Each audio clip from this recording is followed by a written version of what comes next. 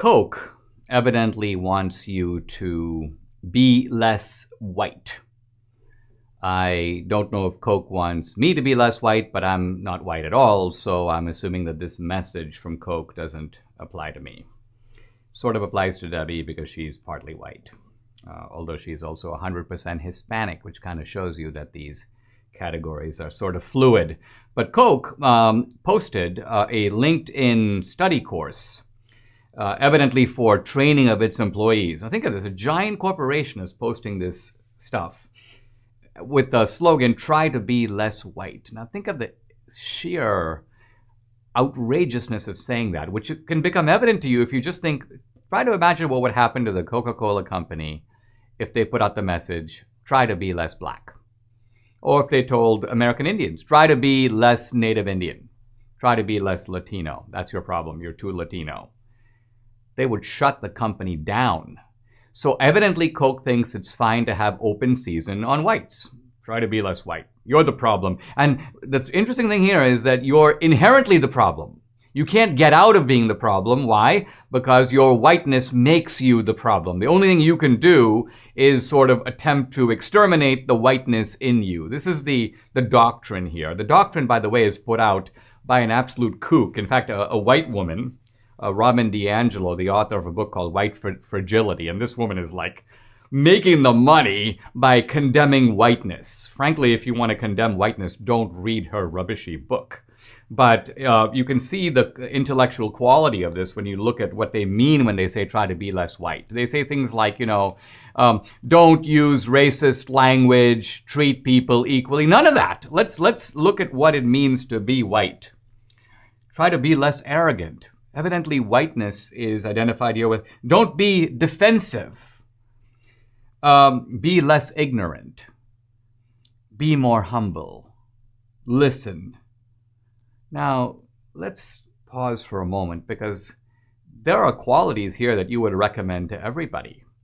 The idea that one should be cooperative, one should be gentle, one should be humble.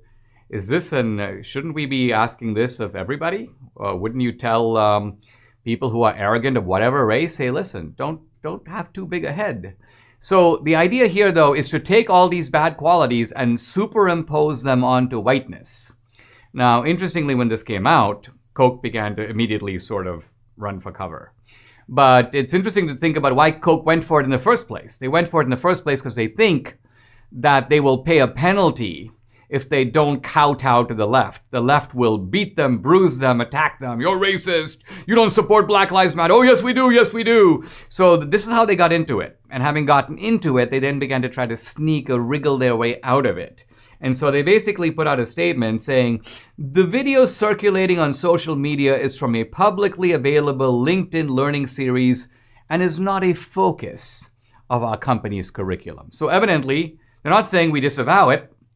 They're just saying it's not our focus. Yes, we use it as kind of one of our curricular materials. LinkedIn itself took the link down. And then, of course, the Robin DiAngelo, suddenly sensing trouble, the author, comes running out and basically puts out a statement saying, oh, this actually wasn't my direct video. Somebody took various clips of things I've said and put them together. So she's even disavowing her own work. So the bottom line of it is all of this is a big mess. And it's a big mess that is all made particularly ironic because Coke has been running commercials of these kind of cuddly, burly white polar bears all prancing around drinking Coke. Hey, Coke, why don't you ask the polar bears to be less white? Why don't you tell the polar bears to just try to remove their whiteness? What do you want, polar bears and blackface? The point is, white people can no more become less white than polar bears can become less white.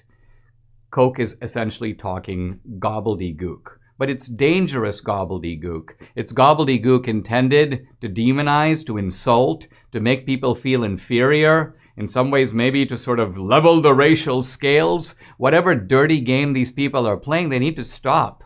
You make a drink. The drink is pretty tasty, although not exactly healthy.